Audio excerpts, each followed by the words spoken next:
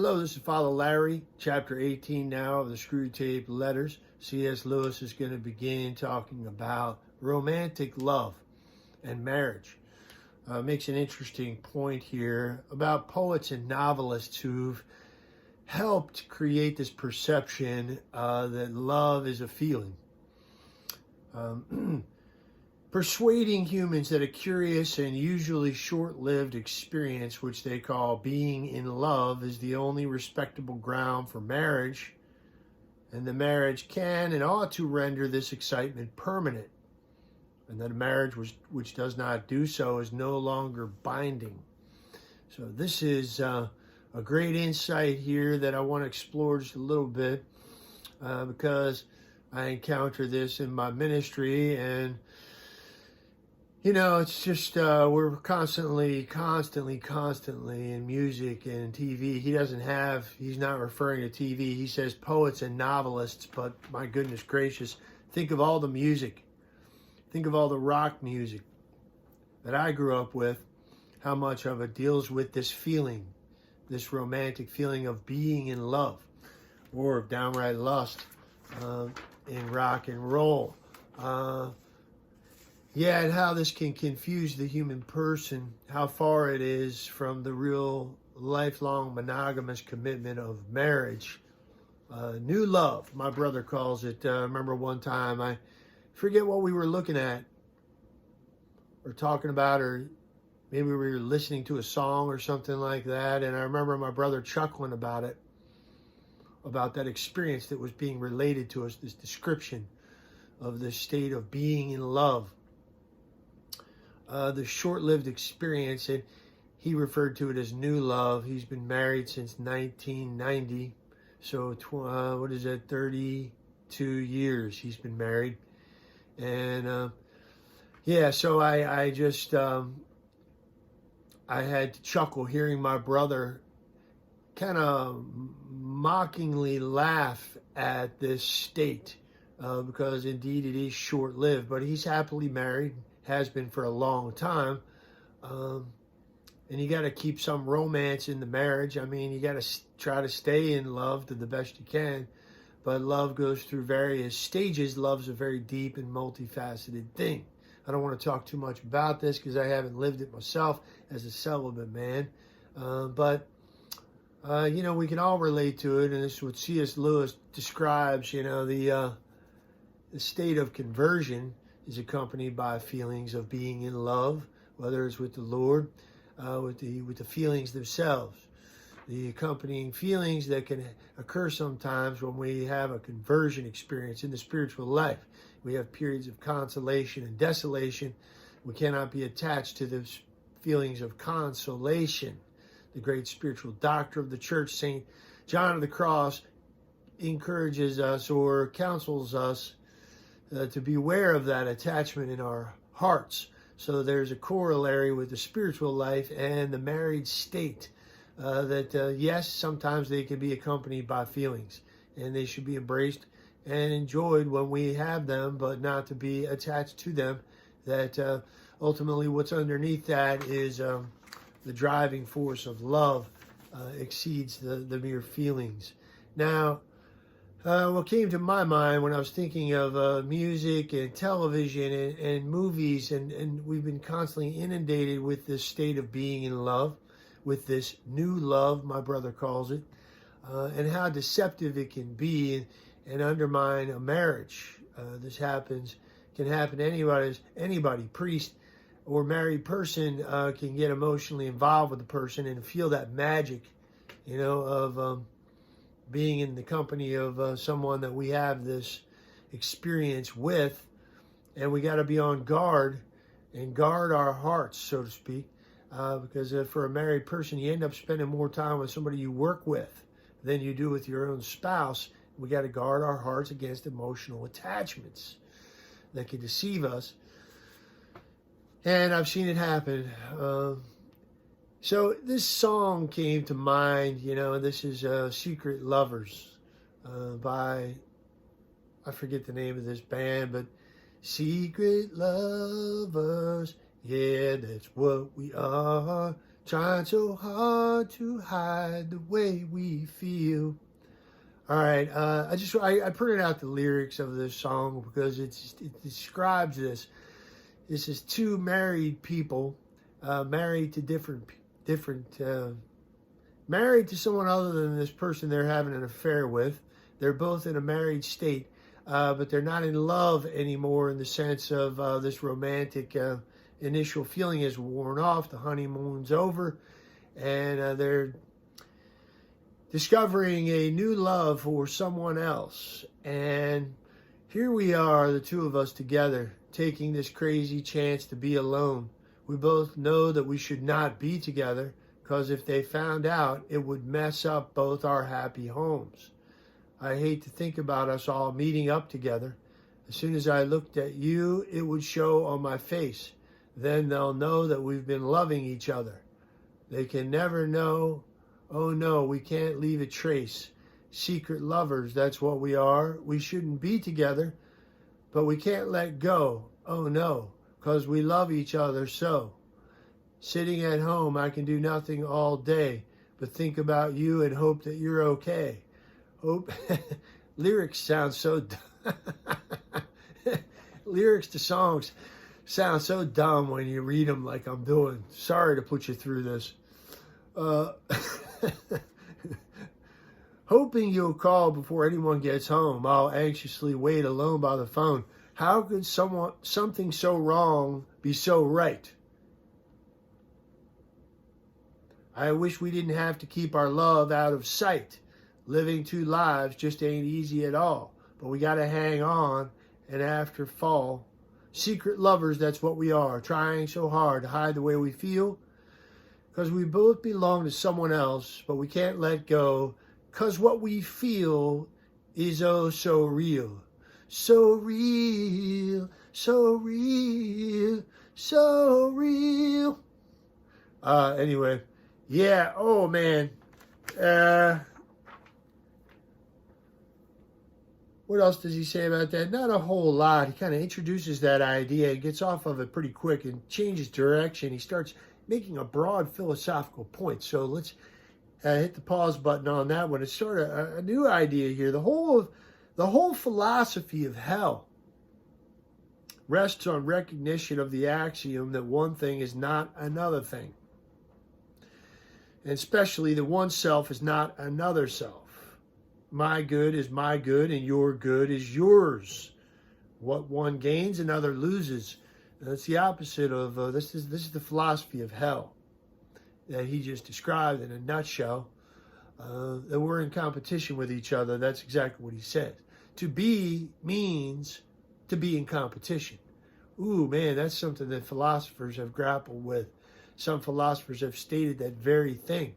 So this is deep stuff now he's talking about. Switching gears to a different point about love in general. Love is willing the good of another and seeing their good as our good.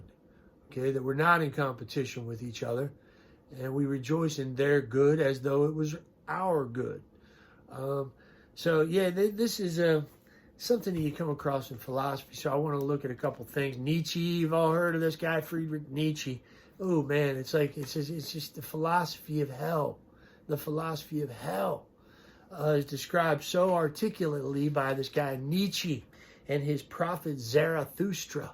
Okay, so he says, the prophet Zarathustra, who is kind of like Nietzsche's spokesperson, which could be the devil himself, says, selfishness he declares to be blessed.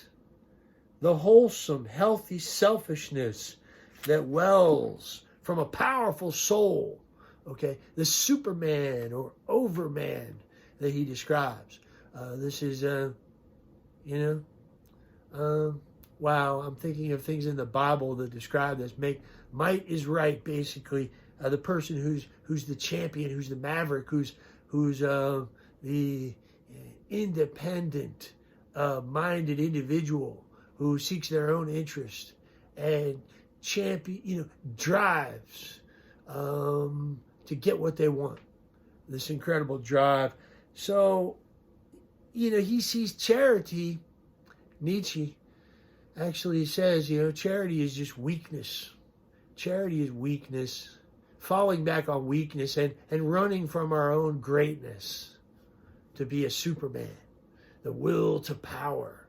So let me see what he says here. This is a quote of Nietzsche. You crowd around your neighbor and have fine words for it, but I say unto you, your love of the neighbor is your bad love of yourselves. You flee to your neighbor from yourselves and would like to make a virtue out of that, but I see through your selflessness. And what he really sees is what he describes a morality of timidity. That charity is really weakness.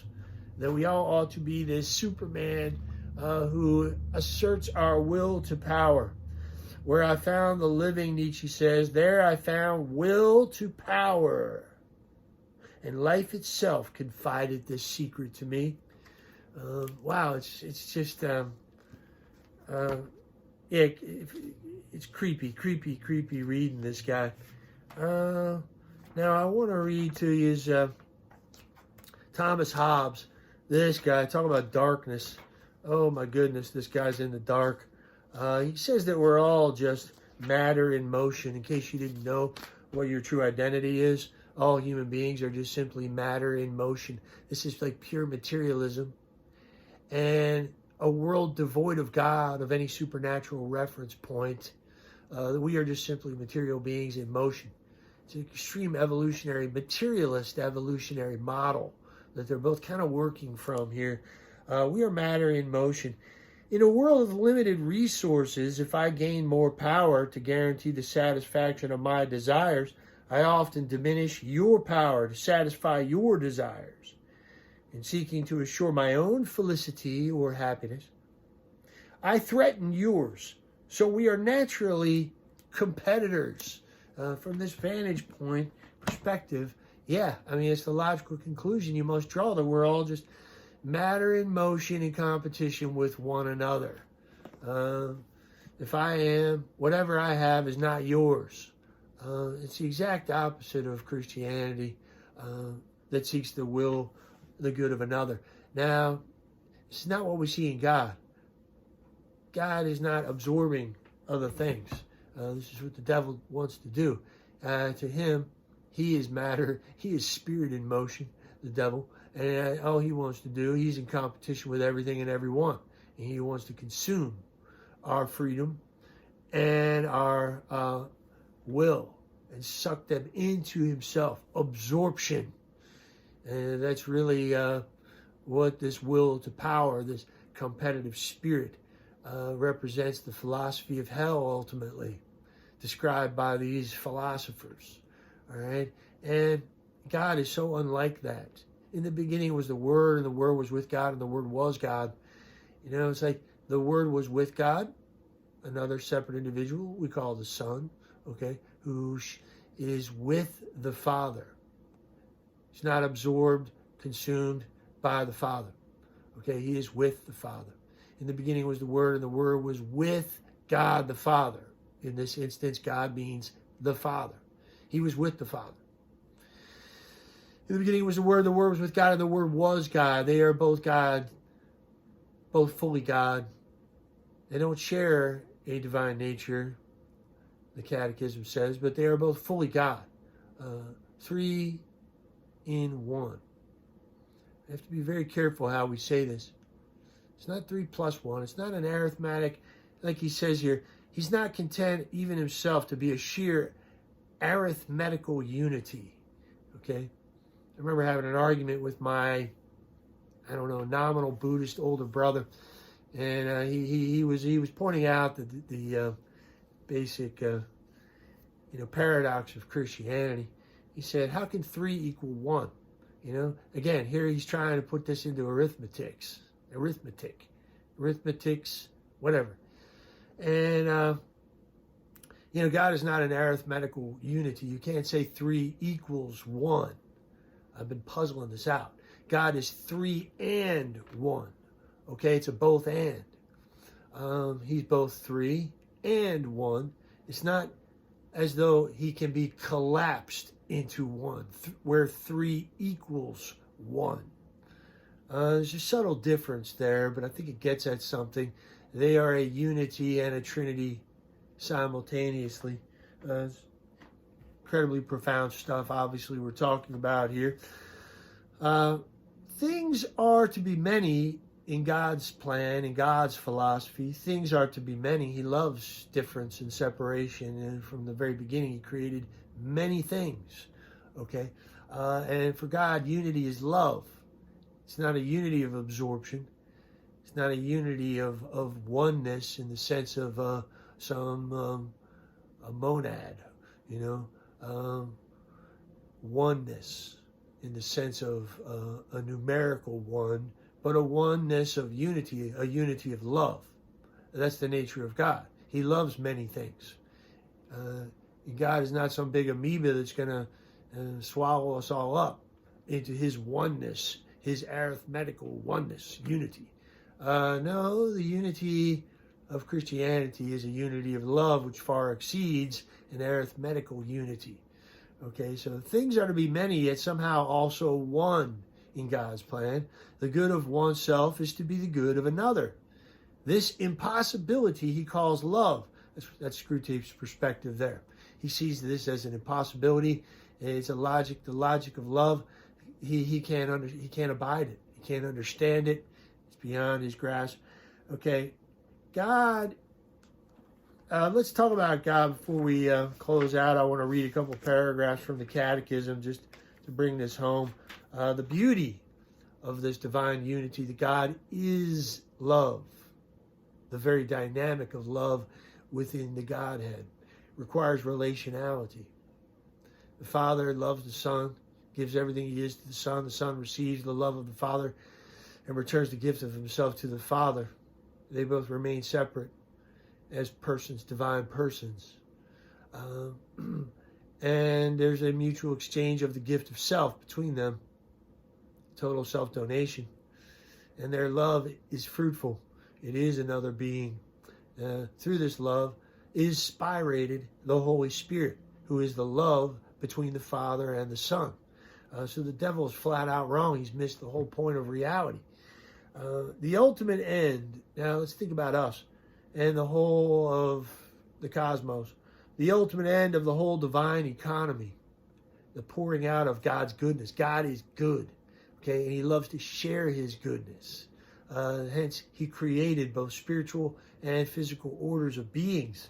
The ultimate end of this whole divine economy or distribution of His goodness. The whole end of that is the entry of God's creatures into the perfect unity of the Blessed Trinity. Beautiful, huh?